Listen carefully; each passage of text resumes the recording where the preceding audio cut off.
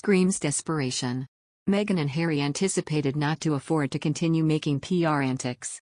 When Meghan Markle and Prince Harry got married in 2018, they were an extremely popular couple.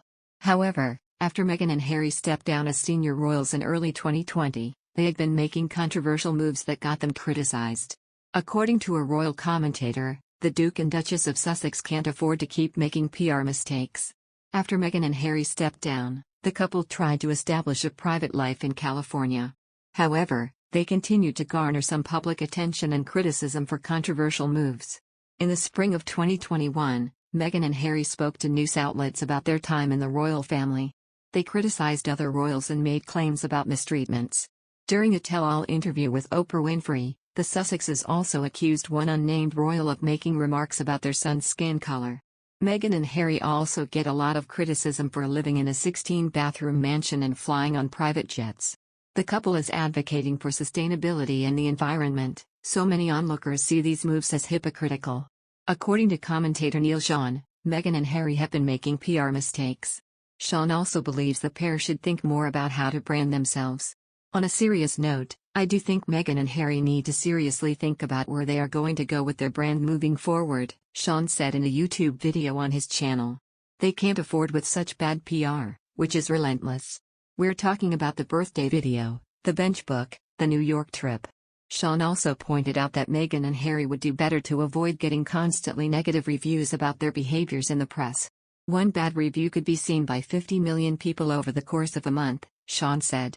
Can any celebrity, and let's face it, that's what Harry and Meghan are now, can they afford to have that problem?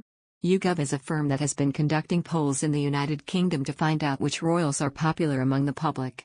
Before his marriage to Meghan, Harry was among the top royals in popularity. However, YouGov found that he has slipped to 9th place with a 36% approval rating in the third quarter of 2021. Meghan is currently in 14th place with a 28% approval rating, just ahead of the disgraced Prince Andrew.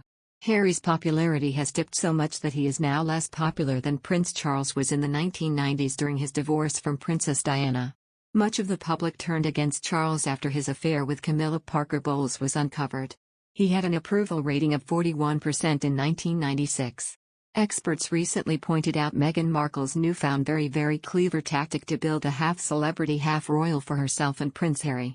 This claim was made by Sunrise royal commentator Angela Mollard, and during her interview with the New York Post, she highlighted the branding move. There she spoke at length about the Sussex branding move and was also quoted saying, "She's very polished in this interview." She starts off early saying that with privilege comes responsibility. So she's positioning right there that this is something that she needs to do.